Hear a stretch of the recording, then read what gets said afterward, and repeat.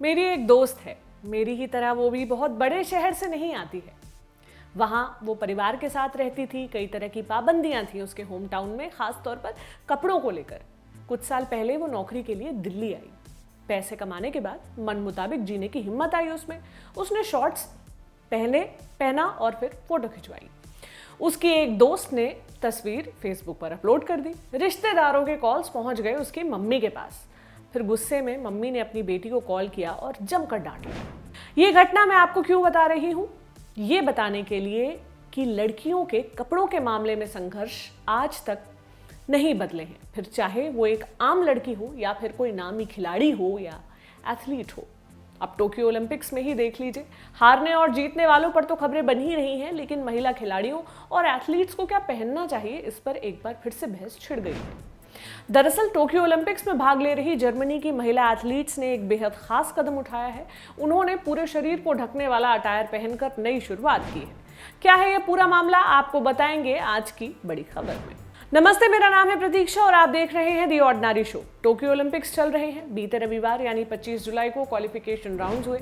इसमें जर्मनी की महिला जिम्नास्ट ने लिएटार्ड्स की जगह यूनिटार्ड्स पहनकर हिस्सा लिया। लिएटार्ड उस कपड़े को कहते हैं जो वन पीस में होता है और गर्दन से लेकर पैरों के ऊपर तक कसकर फिट बैठता है। इस पर्टिकुलर अटायर में डांसर्स और कुछ स्पोर्ट्स में महिलाएं इसको पहनती हैं। इन्हीं स्पोर्ट्स में शामिल है जिम्नास्टिक्स। वहीं यूनिटार्ड्स वो वन पीस अटायर है जो पूरे शरीर को ढकता है। ये गर्दन से लेकर पैरों के टखनों तक फिट बैठता है। बरसों से महिला जिम्नास्ट बिकनी कट वाले लिएटार्ड्स पहनकर ही परफॉर्म करते आई हैं, यानी वो वाले जिनमें टांगे पूरी दिखती हैं। ऐसे में ओलंपिक्स में जर्मनी की महिला जिम्नास्ट का यूनिटार्ड्स पहनना वाकई हैरान करता है और इसी वजह से ये मुद्दा खबरों में। CNN की रिपोर्ट के मुताबिक जर्मन जिम्नास्ट एलिजाबेथ साइड्स का कहना है, मुद्दा ये है कि आप किस में कंफर्टेबल महसूस करते हैं। हम हर महिला को ये दिखाना चाहते हैं कि हर किसी को अपनी पसंद के अटायर पहनने का अधिकार है। जर्मन टीम ने पहली बार यूनिटार्ड्स इस साल अप्रैल में पहने थे, यूरोपियन आर्टिस्टिक जिम्नास्टिक चैंपियनशिप के दौरान। उस वक्त जिम्नास्टिक्स फेडरेशन ने कहा था कि ये आउटफिट्स जिम्नास्टिक्स में सेक्सुअलाइजेशन के खिलाफ एक स्टेटमेंट है। इसका मकसद खुद को सौंदर्यपूर्ण रूप से प्रस्तुत करना है, बिना असहज महसूस किए। एलिजाबेथ साइड्स ने बताया कि बाकी एथलीट्स ने भी इस फैसले का स्वागत किया है। वो उम्मीद करती हैं कि भविष्य में ज्यादा से ज्यादा एथलीट्स अपने गारमेंट्स अपनी पसंद से पहन पाएंगे और उसे लेकर आजाद महसूस करें। उन्होंने कहा, ज्यादातर लोग यूनिटार्ड्स को लेकर पॉजिटिव थे, लेकिन यूरोपियन चैंपियनशिप्स के बाद बहुत ही कम समय था, इस वजह से बाकी लोग अपना यूनिटार्ड्स डिजाइन नहीं करवा पाए। हो सकता है कि भविष्य में ऐसा हो।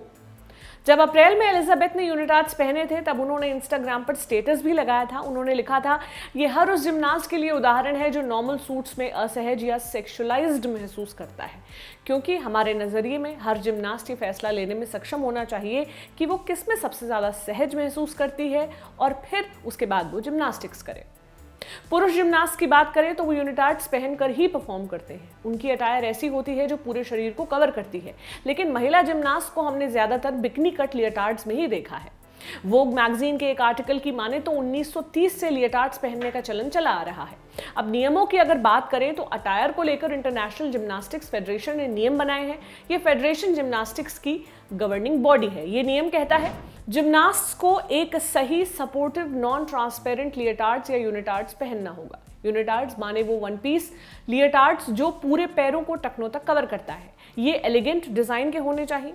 महिला जिम्नास्ट फुल लेग कवरिंग भी पहन सकती हैं, लेकिन वो लिएटार्ड्स के रंग से मेल खाना चाहिए। उस कवरिंग को चाहे तो लिएटार्ड्स के ऊपर पहने या अंदर से पहने।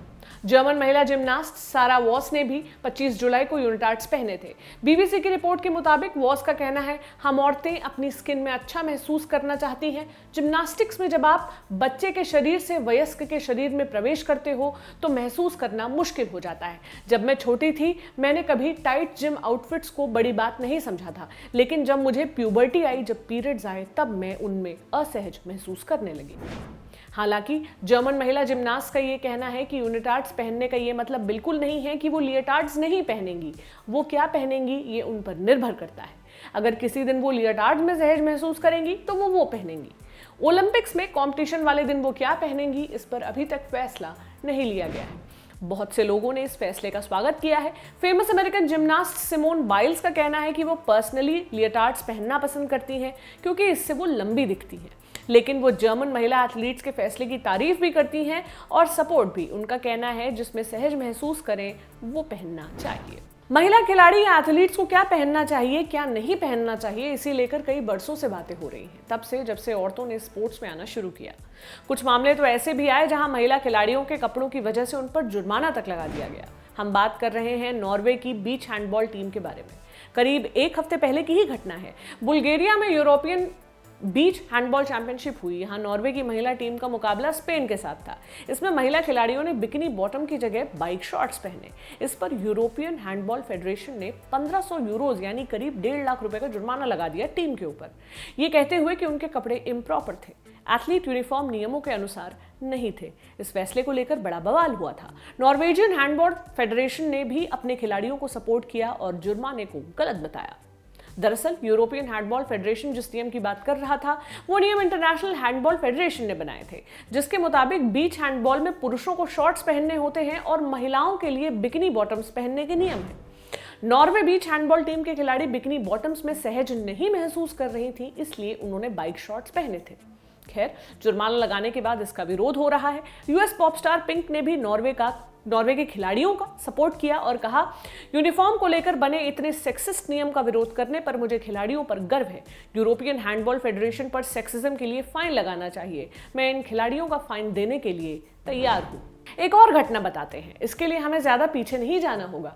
अगस्त 2018 का मामला है। एक बड़ी फेमस टेनिस प्लेयर जो तुरंत मां बनी थी, उनके एक ब्लैक सूट को लेकर को बैन कर दिया गया था।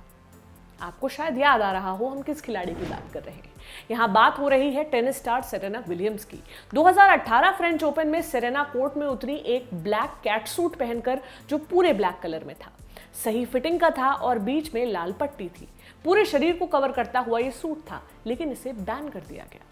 फ्रेंच टेनिस फेडरेशन ने यह फैसला इसलिए लिया क्योंकि उन्हें लग रहा था कि इस सूट से खेल का अपमान हो रहा है। प्रेसिडेंट बर्नार्ड गुदिचेली ने कहा था, हम किसी भी महिला खिलाड़ी को कैट सूट में खेलने की इजाजत नहीं दे सकते। कभी कभी बात हद से आगे निकल जाती है। खेल की एक गरिमा है और हमें उसका सम्मान करना चाहिए। Vox.com की एक रिपोर्ट के मुताबिक सेरेना ने बताया था कि उन्हें ब्लड क्लॉट्स की दिक्कत हो रही थी और डिलीवरी के बाद से समस्या और बढ़ गई थी। उनकी डिलीवरी काफी कष्टदायक थी, इसलिए उन्होंने ये सूट बनवाया और पहनने का फैसला किया था। नाइकी कंपनी ने खासतौर पर यह सूट बनाया था। ये कंप्रेशन सूट था जिससे खून के थक्के न जमे। सेरेना ने यह भी कहा था कि ये कैट सूट पहनने पर उन्हें सुपर हीरो जैसा महसूस होता है। उन्होंने इस सूट को दुनिया की हर उस मां को समर्पित किया था जिन्हें प्रेगनेंसी में काफी दिक्कत हुई थी, लेकिन ये सूट बैन कर दिया गया था। दरअसल टेनिस में महिला खिलाड़ियों के लिए स्कर्ट या फ्रॉक को स्टैंडर्ड माना गया है और जाहिर है कैट सूट से सेरेना के शरीर के कर्व्स दिख रहे थे, इसलिए ज्यादा दिमाग लगाने वालों को यह ड्रेस आपत्तिजनक लगी थी। इस फैसले को उस वक्त नस्लभेदी और सेक्सिस्ट दोनों ही बताया गया था। अब आते हैं अपने देश पर। टेनिस स्टार सानिया मिर्जा के बारे में बात करते हैं। इन्हें तो न जाने कितनी ही बार इनकी टेनिस वाली स्कर्ट को लेकर ट्रोल किया गया। शुरुआत तो तब से हो गई थी जब सोशल मीडिया का जमाना इतना ज्यादा था ही नहीं। द गार्डियन की रिपोर्ट के मुताबिक साल 2005 में सानिया के खिलाफ कुछ मौलवियों के ग्रुप ने आदेश जारी कर दिया था कि सानिया स्कर्ट ना पहने क्योंकि यह गैर इस्लामिक और करप्टिंग है। तब सानिया महज 18 साल की थी, करियर में आगे बढ़ रही थी। सोचिए, इतनी कम उम्र में ही उन्हें इस तरह के विरोध का सामना करना पड़ा था। इस पर सानिया ने हिंदुस्तान टाइम्स को दिए एक इंटरव्यू में कहा था, जब तक मैं जीत रही हूं लोगों को इस बारे में नहीं सोचना चाहिए कि मैं 6 इंच लंबा स्कर्ट पहन रही हूं या फिर 6 फीट। मैं कैसी ड्रेस पहनती हूं ये मेरी पर्सनल बात है। ये बहुत डरावना है कि मैं जब भी टी शर्ट पहनती हूं अगले 3 दिनों तक बातें होती रहती हैं। ये तो सिर्फ कुछ घटनाएं हैं जो हमने आपको बताई हैं। अगर खोजने और लिखने बैठेंगे तो न जाने कितने शो हमें इस पर बनाने पड़ जाएंगे। कभी कभी हम सोचते हैं कि आप एक स्पोर्ट्स पर्सन हो तो इतना कपड़ों के बारे में सोचने की क्या ज़रूरत है। पुरुषों को लेकर तो हमें कभी भी ऐसी डिबेट सुनाई नहीं देती, तो महिलाओं को इतनी टेंशन क्यों है? आराम से कपड़े पहनो और खेलो। लेकिन यहाँ ये बात बतानी ज़रूरी है कि महिलाओं की लड़ाई कई स्तरों पर चलती है। पहले तो उनकी लड़ाई इस चीज़ के लिए होती है कि वो स्पोर्ट्स में पार्टिसिपेट कर सके, खास तौर पर भारत जैसे देश में, क्योंकि उनके पेरेंट्स उन्हें करियर ही नहीं बनाने देते। फिर जब वो इसमें आती हैं तो उनके इस तरह के संघर्ष शुरू हो जाते हैं। दूसरा ये भी है कि कभी भी पुरुष के शरीर को लेकर 4 तरीके के सवाल नहीं उठाए जाते, लेकिन महिलाओं के शरीर को लेकर उठाए जाते हैं। लड़कियों को हमारे देश में 12-13 साल की उम्र में ही अक्सर खेलने से मना कर दिया जाता है। शॉर्ट्स पहनकर बाहर जाना तो एक अलग बात है। तमाम मिथ्स जुड़े रहते हैं कि लड़कियां ज्यादा हैवी खेलों में इन्वॉल्व होंगी, खासकर वेट लिफ्टिंग जैसी चीजों में जाएंगी तो या साइकिलिंग करेंगी तो उनकी वर्जिनिटी चली जाएगी। महिलाओं का संघर्ष कई स्तरों पर है। महिलाओं की बॉडी को लेकर तमाम तरह के सवाल उठते रहते हैं, चाहे वो ब्रेस्ट्स हो या उनके कूल्हे हों। इन सब को लेकर लोग हद से ज्यादा स्क्रूटनाइज करते हैं। सेरेना विलियम्स के बॉडी शेमिंग वाले केस को तो हमने आपको बताया ही, इसलिए जरूरी है कि लड़कियों के स्पोर्ट्स के इतर भी बहुत सारी चीजें उठाई जाएं, क्योंकि उनके स्पोर्ट्स से ही जुड़े ये संघर्ष बहुत असल है। ये थी आज की बड़ी खबर। अब आपको दिखाते हैं दिन का वीडियो।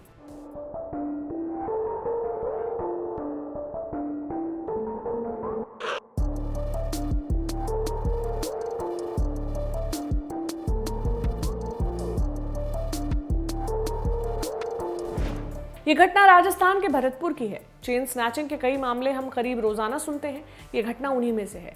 लेकिन इसी को हम आप तक लेकर क्यों आए हैं? क्योंकि वीडियो में दिख रही महिला खुद पुलिस कांस्टेबल है। वो सुबह दूध लेने के लिए घर से निकली थी। उसी दौरान बाइक पर 2 आदमी आए और गले से सोने की चेन खींचकर भाग गए। महिला कांस्टेबल ने भागकर उनका पीछा भी किया, लेकिन वो फरार हो गए। घटना सीसीटीवी में कैद हो गई। पुलिस का कहना है कि सीसीटीवी फुटेज के आधार पर आरोपियों की पहचान कर उन्हें जल्द गिरफ्तार किया जाएगा। ये था आज का वीडियो। अब आपको बता देते हैं आज की सुर्खियां क्या हैं।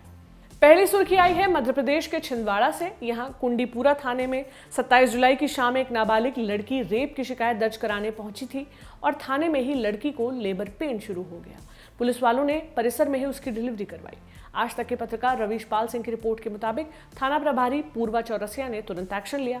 थाने में पोस्टेड महिला कांस्टेबल्स और बाकी महिलाओं की मदद से थाने के अंदर ही खाली कमरे में लड़की को ले जाकर सुरक्षित डिलीवरी करवाई। लड़की की शिकायत थी कि करीब 9 महीने पहले गांव के ही एक लड़के ने शादी का वादा कर उसके साथ फिजिकल रिलेशंस बनाए थे और जब लड़की ने शादी की बात छेड़ी तो लड़के ने मना कर दिया। पुलिस का कहना है कि शिकायत पर लड़के के खिलाफ पॉक्सो एक्ट के तहत मामला दर्ज कर लिया गया है। अगली सुर्खी आई है टोक्यो ओलंपिक से। आज भारत के लिए बैडमिंटन, तीरंदाजी और बॉक्सिंग में अच्छी खबरें आई हैं। दुनिया की नंबर 1 तीरंदाज दीपिका कुमारी टोक्यो ओलंपिक में मेडल जीतने के करीब पहुंच गई हैं। उन्होंने अंतिम 8 में जगह बना ली है। बॉक्सर पूजा रानी ने भी शानदार शुरुआत की, क्वार्टर फाइनल में जगह बना ली है। उन्होंने 75 किलो मिडिलवेट कैटेगरी के राउंड 16 मुकाबले में अपने से 10 साल जूनियर अल्जीरिया की इशरक चाइब को 5-0 से शिकस्त दी। भारतीय बैडमिंटन स्टार पीवी सिंधु भी टोक्यो ओलंपिक्स के नॉकआउट मुकाबलों में पहुंच गई हैं। बुधवार को खेले गए मुकाबले में पीवी सिंधु ने हांगकांग की चिंग नैन यी को स्ट्रेट सेट्स में हराकर राउंड ऑफ 16 में एंट्री कर ली। उम्मीद करते हैं कि जल्द ही हमें एक मेडल और मिलेगा। ये था हमारा आज का शो। आपको कैसा लगा हमें कमेंट सेक्शन में ज़रूर बताएं। आप अपना ख्याल रखें। शुक्रिया।